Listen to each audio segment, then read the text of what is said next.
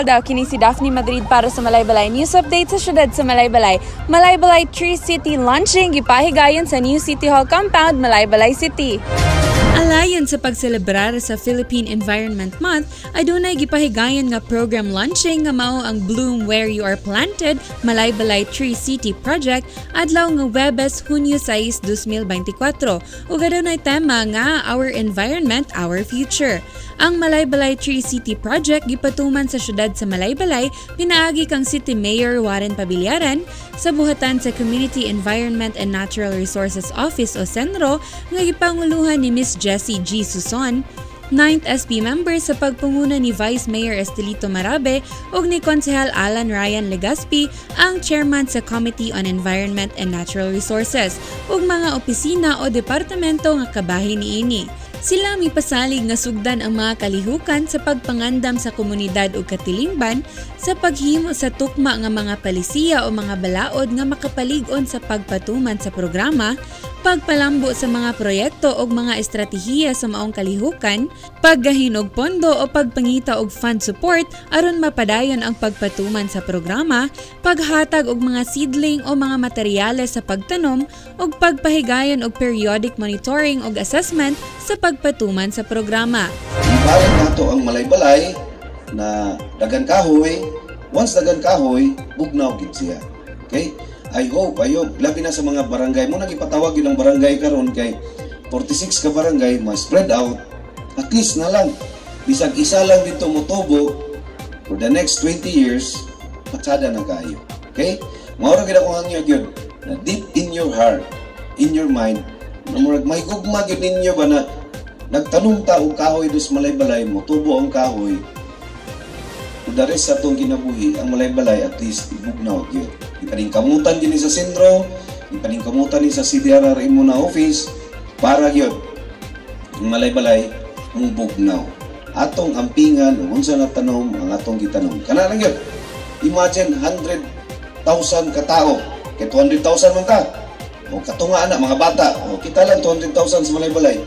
And that would be 100,000 trees for the next 25 years dari sa Malaybalay. Kana lang. So, thank you sa atong Sindro, sa atong CDR na mogi nag-spearhead ani.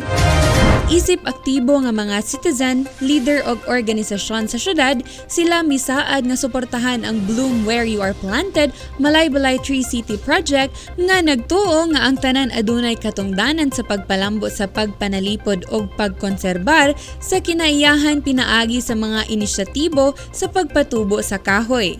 Ang maong programa gitambungan sa mga opisyales sa syudad sa pagpunguna ni Mayor Warren Pabillaran, 9th SP member sa pagpunguna ni Vice Mayor Estelito Marabe, department heads, mga punong barangay, men in uniform, mga nagkalain-laing mga NGOs, private sectors, ug mga trabahante sa syudad sa Malaybalay. Ay may buntag sa tanan, naatay diri karon sa atuang bago na City Hall, nanom kitag kahoy sa atong I Love Malaybalay Tree City. Gipahigayon yun kay balaod man ni national law, napoy ordinansa nato, gani sa national law, 12 years old patas, magtanom og isa ka kahoy sa isa ka tuig. So dis Malaybalay, ang ato lang na program, isa taga-residente sa Malaybalay, magtanom sa siyang kinabuhi, hantod sa hantod, mutigulang siya iyang atimanon. Dili lang katubitong itanom niya, di sa bukid, wala na dayon kani, lahi ni karon. Tagaan mo ID card, niya ibutang di sa inyo ID card, unsa na tanom ang inyong gitanom, adapit og kano sa gitanom na taga tuig imuhang animahan, balik-balikan nimo. Kay 200,000 taga-taos Malaybalay, katungaan na mga bata, katunga mga hingkod, nabisag 200,000 katao sa Malaybalay. Imagine nimo 100,000 ka kahoy. So mao lang na gikan sa mayor hangtod sa pinakaubos na ranggo sa Malaybalay, mga punong barangay, kagawad environment, tanan-tanan. Kung magtanom lang ta, ampingan, alimahan gyud,